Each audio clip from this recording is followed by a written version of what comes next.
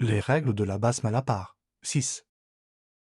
أعوذ بالله من الشيطان الرجيم بسم الله الرحمن الرحيم والصلاة والسلام وبارك على سيدنا ومولانا محمد وعلى آله وأصحابه والحمد لله رب العالمين ربي زدنا علما وعملا وأدبا وفهما السلام عليكم ورحمة الله.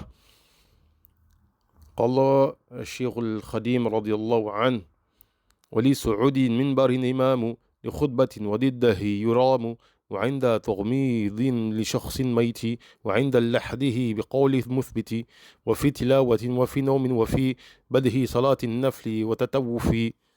Donc lorsque l'imam monte sur le minbar ou lorsqu'il en descend lors de la khutbah, évidemment euh, sous-entendu de Yom Jumu'ah, mais s'il s'avère qu'il le fait à un autre instant, ça sera pareil. Donc à la montée, à la descente du minbar, la basmala est mandoub. De même que c'est mandoub lorsque l'on ferme les yeux du mort de prononcer la basmala, ou bien lorsque l'on met, on fait rentrer dans le lahd, donc dans la tombe, le corps. Il n'y a pas de rajout dans le cas de la montée et de la descente du minbar.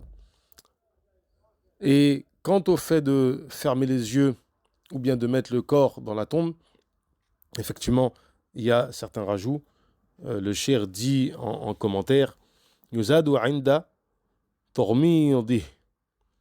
Donc dans le verset ici, on récitera en plus de la basmala cette partie de verset qu'on trouve dans Surat Al-Ahzab. A'udhu billahi minash shaitanir rajim. هذا ما وعدنا الله ورسوله وصدق الله ورسوله وما زادهم إلا إيمانا وتسليما. Et lorsque l'on met le corps dans la tombe, عند اللحد لمثل هذا فليعمل العاملون. Et on termine avec cette dua. اللهم إن صاحبنا قد نزل بك وخلف الدنيا ورأى ظهري وأنت خير منزل به فقير إلى رحمتك وأنت غني عن عذابه. Et cheikh de conclure les mas'ala de la basmala avec les vers suivants. وفي خروج من خلاء ودخول كذا سواك قد حكوا عن الرسول. Effectivement, donc quand on sort et quand on rentre pour aller faire ses besoins, on a rapporté aussi cette dua qui est célèbre. Allahumma inni a'udhu bika min al-khubuthi wal-khaba'ith. Rajoute à la sortie Alhamdulillahi alladhi azhaba anni al-adha wa afani. On a rapporté aussi la formule Ghufranak, qui est en fait la demande de pardon, le fait de demander à Allah Ta'ala pardon une fois que l'on sort. La sagesse dans tout cela, c'est lorsque l'on rentre, de se préserver des... Donc, khubth ou al-khaba'if, c'est en fait, ici on désigne les shayatin. Le khubth, c'est le jam' de khabith, donc le pluriel de khabith, qui ici désigne les shaytans masculin, homme. Et khabitha, donc khaba'ith, et le pluriel de khabitha, qui désigne en fait les shayatin femelles. De même que lorsque l'on dit la formule Ghufranak en sortant, ou la formule avec l'Alhamdulillah et la vie, ici, quand c'est Ghufranak, c'est de s'excuser, de pardonner ce moment où on était dans l'inadvertance et on ne faisait pas le dhikr, du fait de l'évacuation. De même que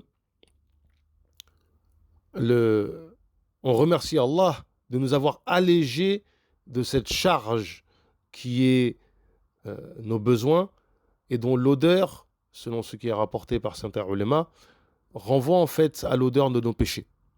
À ce sujet d'ailleurs, on dit que si nos péchés avaient une odeur, il nous serait impossible de nous supporter les uns les autres du fait de la mauvaise odeur qui émanerait de chacun d'entre nous.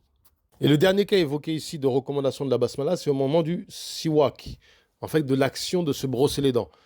Alors, il faut comprendre qu'il y a des divergences sur la vision qu'on a du siwak. Les malikis ont la vision que c'est le fait réellement de se brosser les dents au sens où on entend aujourd'hui d'un point de vue hygiénique, de vraiment de brosser les dents de telle manière que on rafraîchit la laine, on entretient notre santé buccale. Donc on parle d'un vrai brossage de dents, qu'on parle de, par exemple de brossage de dents pendant les ablutions, ou avant de prier, ou avant de faire du zikr, etc. On parle d'un vrai brossage de dents, même si c'est pas 3 minutes, c'est juste 30 secondes, mais c'est un brossage qui est relativement énergique, qui demande de l'énergie. L'imam Malik, radiyallahu anhu, détestait que les gens se brossent les dents dans la mosquée, parce qu'il expliquait qu'il derrière ça, on était censé cracher, justement, ou qu'on pouvait saigner, et que ça ne convenait pas. Donc en fait, il y a cette idée que c'est un manque de adab, on ne se brosse pas les dents en public. Aujourd'hui, ça paraîtrait bizarre de quelqu'un qui se promène dans la rue avec sa brosse à dents et qui se brosse les dents devant les gens. C'est la même idée.